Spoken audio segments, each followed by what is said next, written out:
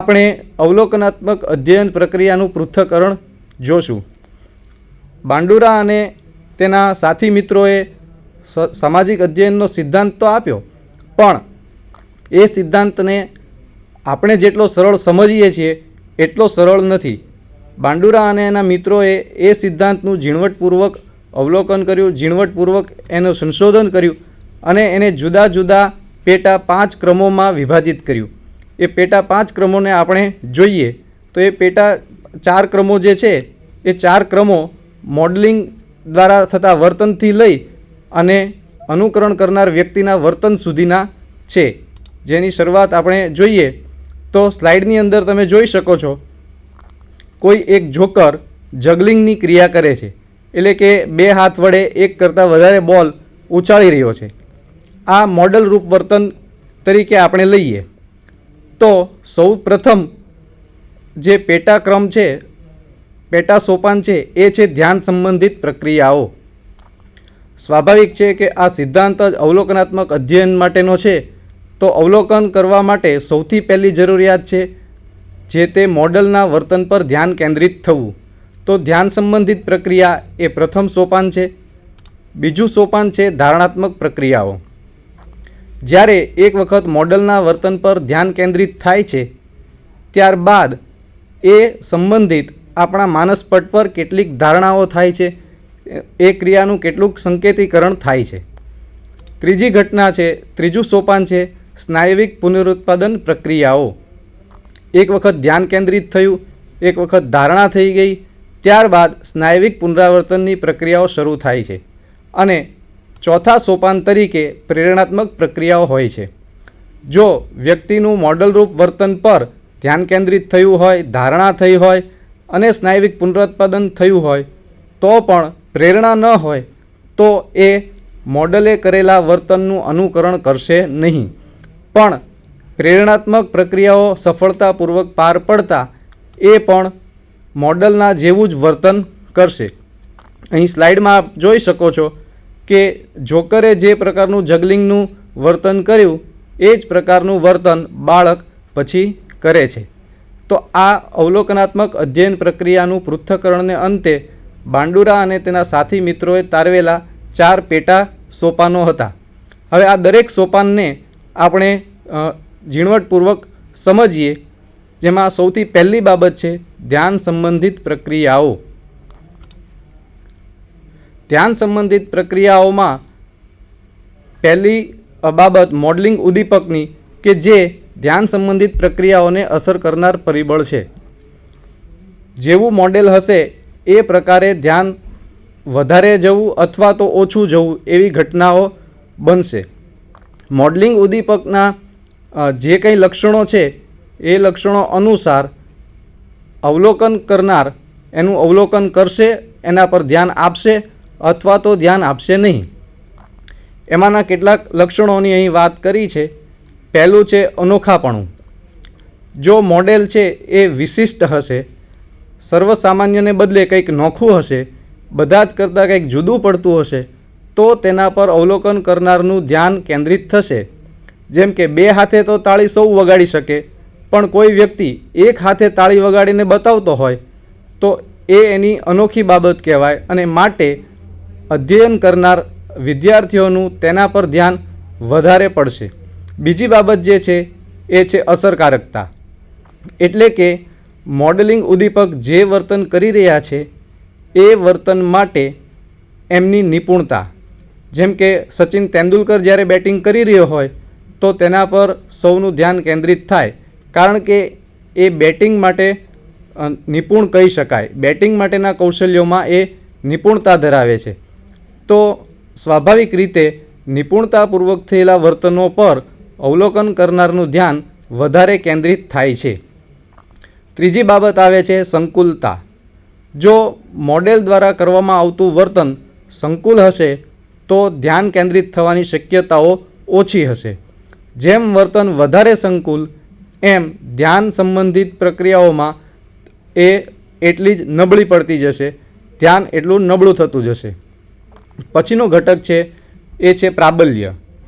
પ્રાબલ્યનો અર્થ અહીંયા એ પ્રકારે છે કે ગુનાહિત પ્રવૃત્તિઓ, આક્રમક પ્રવૃત્તિઓ જેવી કે હિંસા આચરવી, એવી બધી પ્રવૃત્તિઓ પર લોકોનું ધ્યાન ઝડપથી ખેંચાય છે. એટલે પ્રાબલ્ય એ પણ મોડલિંગ ઉદ્દીપકનું એક એવું લક્ષણ છે જે ધ્યાન કેન્દ્રિત કરવામાં અગત્યનો ભાગ ભજવે છે. મોડલિંગ ઉદ્દીપકમાં સૌથી છેલ્લી બાબત છે શારીરિક કાર્ય સંબંધિત મૂલ્ય. અહીં એનો એ પ્રકારે અર્થ છે કે જ્યારે મોડલ ઉદ્દીપક દ્વારા વર્તન શારીરિક ચેષ્ટાઓ વડે કરવામાં આવતું હોય તો તેના પર ખૂબ ઝડપથી ધ્યાન કેન્દ્રિત થઈ શકે છે, લાંબા સમય સુધી ધ્યાન કેન્દ્રિત થઈ શકે છે. પણ જો મોડેલ ઉદ્દીપક દ્વારા જે વર્તન કરવામાં આવે છે એ શારીરિક ચેષ્ટામય ન હોવાને બદલે માનસિક અથવા તો મૂલ્ય આધારિત હશે તો તેના પર ધ્યાન કેન્દ્રિત કરવું એ કઠિન જણાશે. જેમ કે કોઈ બાળક પોતાના વર્ગમાં સ્વચ્છતા જાળવવા માટેના મૂલ્યોનું વર્તન ધરાવતો હશે તો એ બાકીના વિદ્યાર્થીઓને સમજવું કઠિન લાગશે, બાકીના વિદ્યાર્થીઓનું ધ્યાન એના પર કેન્દ્રિત નહીં થાય. પણ જો એ જ વિદ્યાર્થી હંમેશા શાળા પર આવતા પોતાની બેન્ચ સાફ કરશે તો બાકીના વિદ્યાર્થીઓએ જોશે અને એના પર ધ્યાન કેન્દ્રિત કરશે.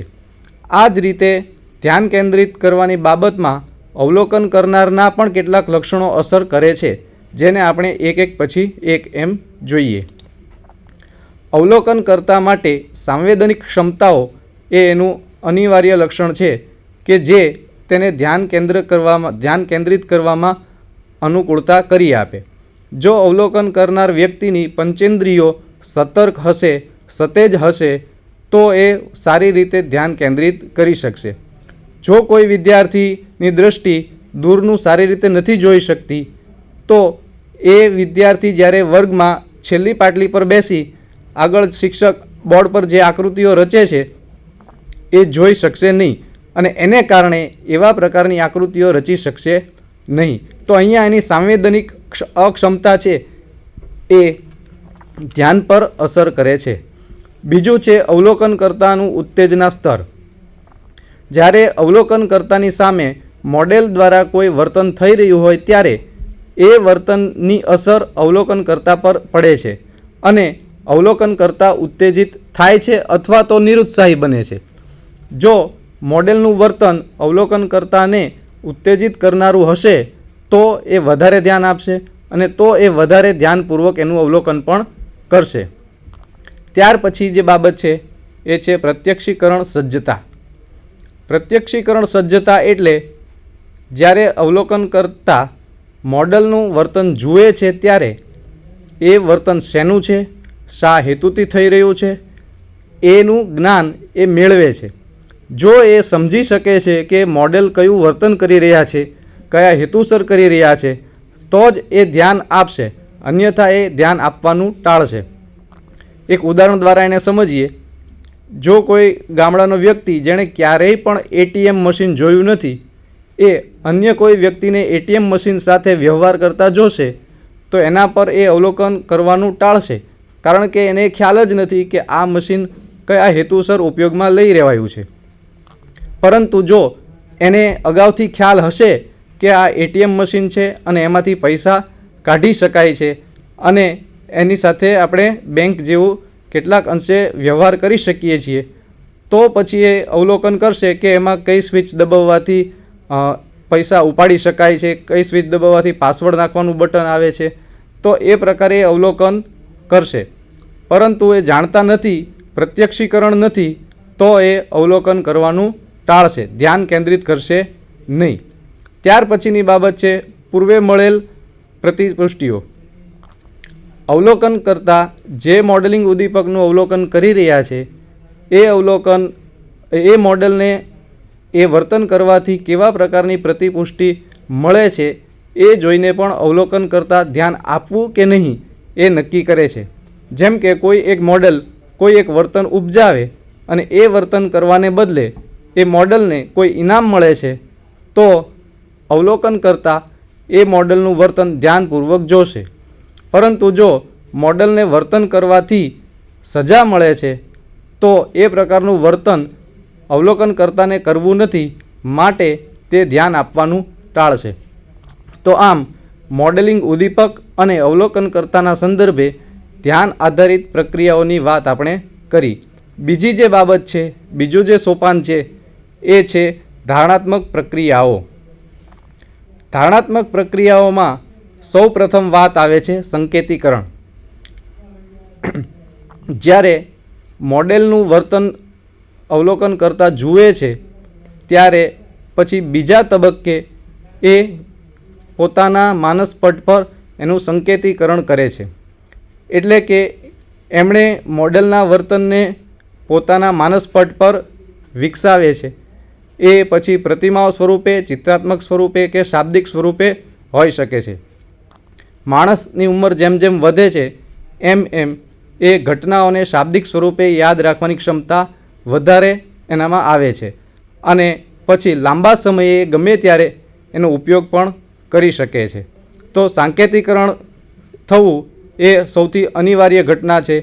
આમ તો આ સિદ્ધાંતમાં સૌથી અગત્યની બાબત આ ધારણાત્મક પ્રક્રિયાઓને ગણવામાં આવી છે. બીજું સોપાન જે છે એ છે બોધાત્મક ગોઠવણી. જ્યારે ધારણાત્મક પ્રક્રિયાઓની અંતર્ગત સાંકેતિકરણ થાય ત્યારબાદ બોધાત્મક રીતે ગોઠવણી થાય છે. એટલે કે સંકેતો કયા છે, એ સંકેતોનો માનસપટ પરના અન્ય બીજા સંકેતો સાથે શું સંબંધ છે, એ પ્રકારની બોધાત્મક ગોઠવણી થાય છે. એ બોધાત્મક ગોઠવણી થયા પછી ત્રીજા તબક્કે સાંકેતિક પુનરાવર્તન આવે છે. એટલે જ્યારે એક વખત માનસપટ પર એ સમગ્ર અનુભવ અંકિત થઈ જાય ત્યારબાદ એનું પુનરાવર્તન થાય છે. સમયાંતરે પણ એનું પુનરાવર્તન થતું હોય છે. કારણ કે માણસ કોઈ એક સામાજિક અનુભવ, સામાજિક કૌશલ્ય કોઈ એક સમયે શીખે છે, પરંતુ તરત ને તરત જ એને એ પ્રકારનું વર્તન કરવાની જરૂરિયાત ઊભી ન પણ થાય. સમય જતાં 5-15 વર્ષે પણ એવા પ્રકારનું વર્તન કરવાની જરૂરિયાત ઊભી થાય. તો એ સમયે એણે સતત સાંકેતિક પુનરાવર્તન કરેલું હોય તો એને એનું અધ્યયન છે એ સારી રીતે થયેલું હોય છે. અને ધારણાત્મક પ્રક્રિયાઓના અંતિમ તબક્કે સ્નાયવિક પુનરાવર્તન આવે છે, જેમાં જે વર્તન શીખ્યા છીએ એ વર્તનનું સ્નાયવિક રીતે પુનરાવર્તન કરવાની વાત છે. ત્રીજા તબક્કે સ્નાયવિક પુનરુત્પાદન પ્રક્રિયાઓ છે. સ્નાયવિક પુનરુત્પાદન પ્રક્રિયાની અંતર્ગત સૌ પ્રથમ આવે છે શારીરિક ક્ષમતા. આ પણ અગત્યનું છે. આપણે એક ઉદાહરણ લઈએ. કોઈ એક વ્યક્તિ દોડવીરના વર્તનોને જુએ છે, એના પર ધ્યાન કેન્દ્રિત કરે છે, ધારણાત્મક પ્રક્રિયાઓ સફળતાથી પાર પાડે છે, પણ એ વ્યક્તિને પોલિયોની બીમારી છે, તો એ શારીરિક અક્ષમતાને કારણે વર્તનો નિપજાવી શકશે નહીં. એટલે ત્રીજા તબક્કાનું અથવા ત્રીજું જે સોપાન છે એમાં એમ કહેવાયું છે કે અવલોકન કરનાર વ્યક્તિ મોડલરૂપ વર્તનોનું અનુકરણ ત્યારે જ કરી શકે જ્યારે એ શારીરિક રીતે સક્ષમ હોય. અને એટલે જ શક્ય બને ત્યાં સુધી મોડેલ છે એ એવું પસંદ કરવું જોઈએ કે જે અવલોકન કરનાર વ્યક્તિની ક્ષમતાઓ જેટલી જ ક્ષમતાઓ ધરાવતી હોય, તો એની અસર વધુ વ્યાપક થતી હોય છે. બીજી વાત કરીએ તો એ છે ઘટક પ્રતિચારોની પ્રાપ્યતા. ઘણી વખત એવું બને છે કે સંકુલ વર્તનો સામાજિક અધ્યયનથી શીખવવા જતાં કેટલાક વિદ્યાર્થીઓ સમગ્ર વર્તનને સારી રીતે કરી શકતા નથી. વચ્ચે વચ્ચે ક્યાંક ક્યાંક ભૂલો કરે છે. તો એવા સમયે શિક્ષક દ્વારા એવા ઘટકોનું વારંવાર પુનરાવર્તન, વારંવાર મહાવરો અને વારંવાર વિદ્યાર્થીઓ સમક્ષ મોડલ પૂરું પાડી અને વિદ્યાર્થીઓને પ્રતિચારોની પ્રાપ્યતા આપવી જોઈએ. ત્રીજું છે પોતે કરેલ વર્તનોનું અવલોકન કરવું. જ્યારે વ્યક્તિ મોડલના વર્તનનું અનુકરણ કરે છે ત્યારે વ્યક્તિ પોતે જ પોતાના વર્તનનું પણ અવલોકન કરે છે અને પછી એમાંથી શીખે છે. છેલ્લા ઘટક તરીકે છે ચોકસાઈ માટે બદલો. જ્યારે વિદ્યાર્થી કોઈ અનુકરણ દ્વારા શીખેલું વર્તન કરે છે ત્યારે એણે કેટલી ચોકસાઈથી કામ કર્યું, કેટલી ચોકસાઈપૂર્વકનું એનું વર્તન હતું એ વિદ્યાર્થીને જણાવવું જોઈએ, જેથી એનું અધ્યયન છે એ વધારે સારું બને છે. એણે મોડલે દર્શાવેલી ચોકસાઈ જેટલી જ ચોકસાઈથી કામ કર્યું છે કે એનાથી થોડી ઉતરતી કક્ષાનું કામ કર્યું છે, એ દરેક તબક્કે એને કહેવાથી એનું અધ્યયન છે એ વધારે સારું બને છે. પછી છેલ્લા તબક્કે આવે છે પ્રેરણાત્મક પ્રક્રિયાઓ. પ્રેરણાત્મક પ્રક્રિયાનો પહેલું ઘટક છે બાહ્ય પ્રતિપુષ્ટિ. બાહ્ય પ્રતિપુષ્ટિ એ એવું ઘટક છે કે જેથી વિદ્યાર્થી અનુકરણાત્મક વર્તન કરવા પ્રેરાશે. જેમ કે મોડલનું વર્તન દર્શાવતા પહેલાં વિદ્યાર્થીઓને કહેવામાં આવે કે અહીં જે પ્રકારનું વર્તન થઈ રહ્યું છે એવું જ વર્તન જો તમે કરી બતાવશો તો તમને ઇનામ આપવામાં આવશે. તો એ બાહ્ય પ્રતિપુષ્ટિ થઈ. પ્રેરણાત્મક પ્રક્રિયામાં બીજો ભાગ જે ભજવે છે એ છે મોડેલે કરેલા વર્તનને મળેલો બદલો કે સજા. જ્યારે અવલોકન કરનાર વ્યક્તિ મોડલનું વર્તન જુએ છે અને મોડલે કરેલા વર્તનના પરિણામને પણ જુએ છે ત્યારે પણ એને કેટલીક પ્રેરણા મળે છે. જેમ કે જો મોડલે એવું વર્તન કર્યું કે એને લીધે એને ઇનામ મળે છે તો એવું વર્તન કરવાની પ્રેરણા વિદ્યાર્થીઓને મળે છે. પણ મોડલના વર્તનને કારણે મોડલને સજા મળે છે તો એ જોઈ વિદ્યાર્થીઓને એ વર્તન ન કરવાની પ્રેરણા મળે છે. અને છેલ્લી જે બાબત છે એ છે સ્વપ્રતિપુષ્ટિ. જે આગળના મુદ્દામાં પણ આપણે જોયું કે વિદ્યાર્થીઓ પોતાના વર્તનનું અવલોકન પોતે કરતા હોય છે અને જો એ વર્તનમાં મોડલના વર્તન જેટલી જ ચોકસાઈ આવી હોય તો વિદ્યાર્થીઓ પોતે જ પોતાની પીઠ થાબડતા હોય છે. આપણે એવું જાણીએ છીએ. હવે આપણે એક ચાર્ટ દ્વારા જોઈએ કે કેવા સંજોગોમાં મોડેલના વર્તનની નકલ થશે અથવા તો મોડેલ દ્વારા વિદ્યાર્થી શીખશે અને કેવા સંજોગોમાં અધ્યયન થતું નથી કે વર્તન થતું નથી. અહીં સૌથી પહેલી બાબત આવશે મોડેલની રજૂઆત. જો મોડેલની રજૂઆત થઈ રહી છે તો શું વિદ્યાર્થીઓનું એના પર ધ્યાન કેન્દ્રિત થયું? જો વિદ્યાર્થીઓનું ધ્યાન કેન્દ્રિત થતું નથી તો અધ્યયન થતું નથી. પણ જો વિદ્યાર્થીઓનું મોડલ પર ધ્યાન કેન્દ્રિત થાય છે તો મોડલનું વર્તન તેની સ્મૃતિમાં